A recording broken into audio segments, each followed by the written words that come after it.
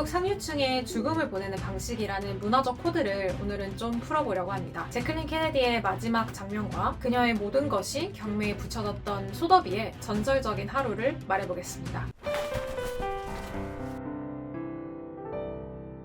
1994년에 제클린은 자신의 아파트 뉴욕 피프스 애비뉴에서 조용히 세상을 떠납니다. 다음날 아들이 언론사 기자들 앞에서 어머니의 죽음을 발표하는데요. 그때 저는 인상적이었던 게 이렇게 이야기하더라고요. 어머니는 자신이 사랑하는 가족들, 친구들, 그리고 책들에 둘러싸여 세상을 떠나셨습니다. 이렇게 너무 인상적이었던 게 책을 오죽 좋아했으면 아들이 저렇게까지 이야기를 할까 싶더라고요. 근데 그게 훨씬 귀족스럽달까? 제클린의 장례미사는 그녀의 집에서 도보로 5분 정도 떨어져 있는 파크 애비뉴에 있는 성 이나시오 성당에서 이루어집니다. 그게 제클린이 어렸을 때 세례를 받았던 성당이기도 한데요. 아들 존 케네디 주니어는 어머니의 장례식을 준비하면서 3가지를 염두에 뒀다고 합니다. 첫 번째는 언어에 대한 어머니의 사랑, 두 번째는 집과 가족에 대한 유대감, 그리고 세 번째는 모험심이었습니다. 어머니를 사랑하는 아들로서 의식 전반의 일을 녹여내기 위해서 노력했다고 하는데 참 정성이 갸륵하죠. 자녀들은 어머니가 생전에 가장 사랑했던 문학작품, YBH도 있었고 또 로버트 프로스트도 있었고 에밀리 디킨슨, 이낙 디너센, 콜레트 이런 문학 작품들을 번갈아 가면서 낭독합니다. 이게 한국에는 거의 없는 풍경이죠. 왜 우리나라는 생각해보면 3일장 하면은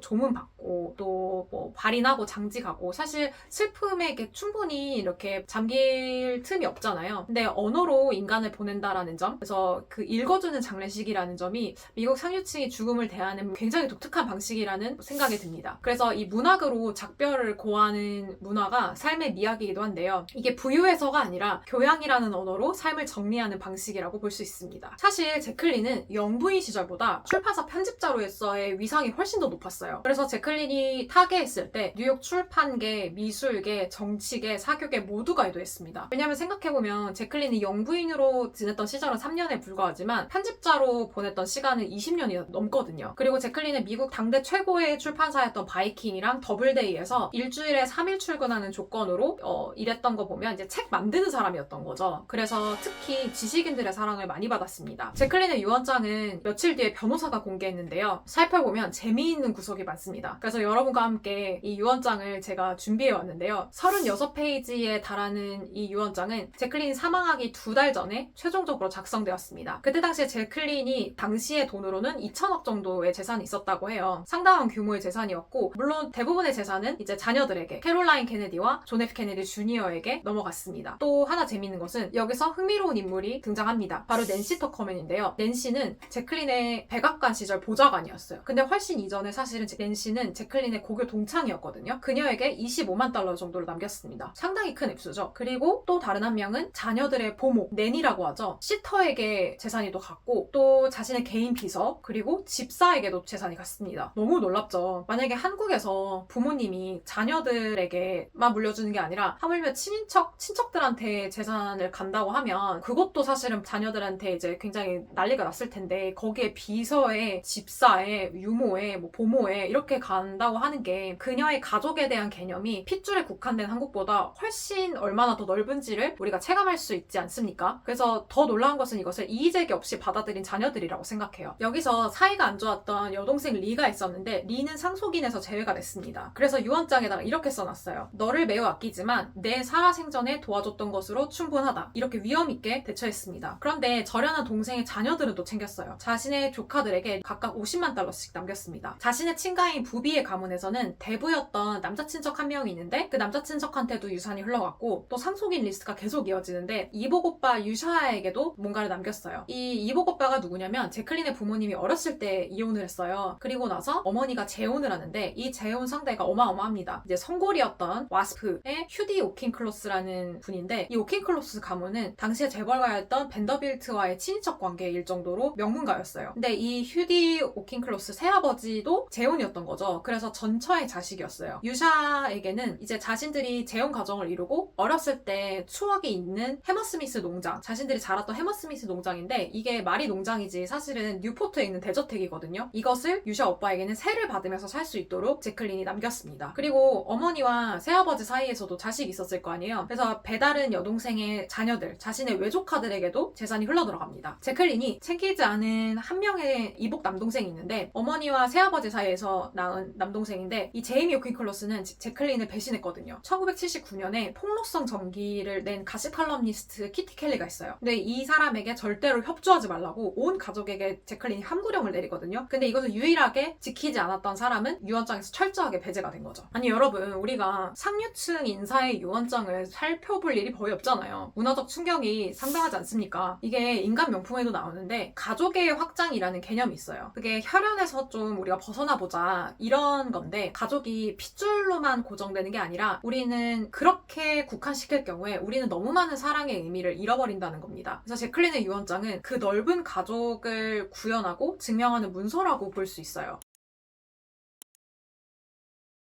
그리고 제클린의 유언장 뒤편에는 아들에게 남기는 편지가 있었거든요. 그래서 제가 그거를 좀 준비해왔는데 읽어볼게요.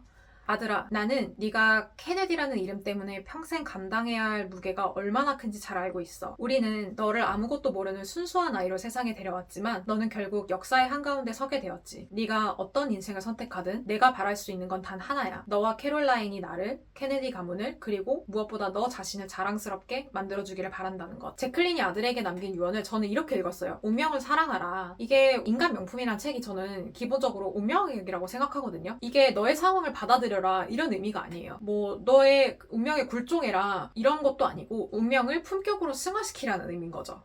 이게 니체가 말한 아모르 파티와 일치하는 내용인데, 니체는 운명을 사랑하라, 그것이 있었기에 내가 있다라고 말을 했습니다. 케네디 가문에는 케네디 가문의 저주라고 불릴 정도로 수많은 비극과 죽음의 연속이었습니다. 뭐 일단 대표적으로 존 F 케네디가 총탄에 암살로 죽었죠. 그리고 얼마 후에 JFK의 동생이었던 로버트 케네디도 죽었어요. 총에 맞아서. 그리고 그 집안에 유난히 죽음이 많았는데, 제클린은 이제 아들에게 이렇게 전달을 한 거죠. 그럼에도 불구하고 너는 이 이름의 무게를 두려워할 필요 없다. 이 운명을 너만의 품격으로 살아내라. 이것을 전달했다고 봅니다. 근데 안타깝게도 1999년, 그러니까 제클린이 94년도에 죽었으니까 5년 후인 99년에 아들도 사실 비행기 사고로 죽습니다. 그래서 저는 그거를 보면서 운명을 사랑하라는 말이 꼭 운명이 늘 우리에게 친절할 거라는 약속은 아니구나. 우리가 선택할 수 없는 것들, 우리가 선택할 수 없는 사건들 속에서도 어떻게 품위 있게 살아낼 것인가, 그것이 결국 제클린이 남긴 유산이 아닐까 생각합니다. 그래서 저는 기본적으로 인간 명품이라는 책은 따뜻한 철학이라고 생각해요. 제클린이 세상을 떠나고 2년 후에 1996년에 전설적인 경매가 소더비에서 벌어집니다. 제클린의 유품 2,000점이 나왔고, 그것이 낙찰가가 예상가의 10배가 넘는 당시 돈으로 300억에 팔린 겁니다. 그날 당시 뉴욕은 비가 몰아쳤고 역사적인 밤이었다고 해요. 수천 명이 소더비 앞에 줄을 서고 제클린의 마지막 흔적을 보고 싶다, 나도 역사의 일부를 갖고 싶다, 이런 사람들이 비를 맞으면서도 사람들이 기다린 거예요. 심지어 전시 관람권을 추첨하기도 했다고 합니다. 제가 얼마 전에 인터뷰를 찾아보니까 마이클 코어스가 이게 자기의 첫 경매였다고 하더라고요. 그래서 제클린 케네디 오나시스의 경매를 회상하면서 이야기를 한 게 있는데, 자기는 작은 장식 라이터 하나를 사고 싶어서 경매에 참여했는데 이게 단번에 $20,000로 오른 거예요. 그래서 빈손으로 돌아갔다고. 마이클 코어스 하면은 그래도 굉장히 유명한 디자이너잖아요. 근데 자기가 패배자가 됐다고 그때 기분을 이야기하더라고요. 그리고 그날 경매를 주관했던 부회장이 있는데, 그 분의 말에 따르면 자기는 그날 경매 분위기가 무슨 추기경이 죽은 줄 알았대요. 왜냐면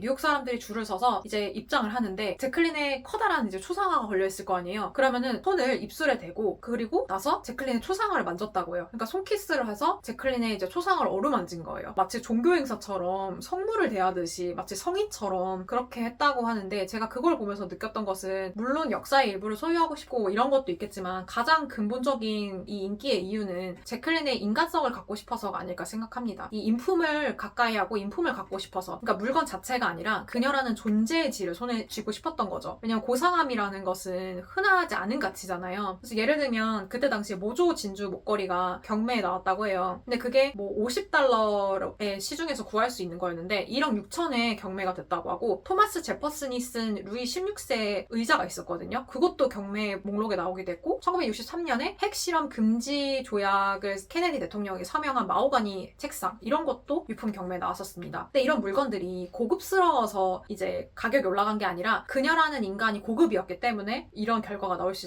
있었던 거겠죠. 그래서 인간 명품이라는 책에 상속자 정신이라는 것을 사치스러운 초연함이 담긴 정신이라고 묘사하고 있는데, 이러한 인간적 깊이는 매우 희소하기 때문입니다. 제가 이 기분을 이해할 수 있는 이유가 있어요. 왜냐면 제가 영국 런던 소더비에 20살 때, 그러니까 만 19살 때 고등학교 졸업하고 나서 갔었거든요. 그게 왜 그럴 수 있었냐면 미국에는 갭 이어라는 게 있어요. 그게 뭐냐면 미국에서는 자유롭게 고등학교를 졸업한 학생들이 사회 경험을 좀 하고 조금 더 독립적이고 지적으로 성숙해진 상태에서 와라, 이런 취지에서 입학 전에 정체성을 좀 확립하라는 의미로 자유로운 시간을 줘요. 그래서 이게 학교 공부만으로는 사람의 세계가 만들어지지 않는다는 취지에서 다양한 경험을 하고 와라, 그래야지만 학업 성취도나 공동체 기여도나 이런 것들이 높아진다고 해서 저는 학교에서 먼저 권유를 받았거든요. 그래서 입학하는 첫 가을 학기에 소더비에 가게 됐는데, 그때 이제 기억나는 게 1층에 도서관이 있었거든요. 근데 그 도서관이 좀 특수한 도서관인 게, 아무래도 소더비의 미술 경매 회사에서 만든 도서관이다 보니까 카탈로그가 많았어요. 카탈로그라는 게 되게 비싸고 좋은 질로 컬렉터들이 보는 거다 보니까 경매에 나오기 전에 그 물품들을 보는 도록이라고 하거든요. 그런 것들을 이제 제가 보다가 갑자기 너무 궁금한 거예요. 96년도에 나온 제클린 케네디 오나시스 소더비 유품 경매 카탈로그, 그 도록을 너무 제가 읽어보고 싶은 거예요. 그래서 저는 그거를 왜 읽고 싶었냐, 그 세계에 너무 들어가 보고 싶었거든요. 그래서 그거를 도서관 사서에게 부탁했어요. 했더니 그 영국인 할머니 사서였거든요. 그 할머니 사서가 얼마나 신기했겠어요. 동양인 학생이 그거를 구해달라고 하니까. 며칠 뒤에 그걸 구해서 주셨는데 제클린 이야기로 잡담을 나눈 거예요.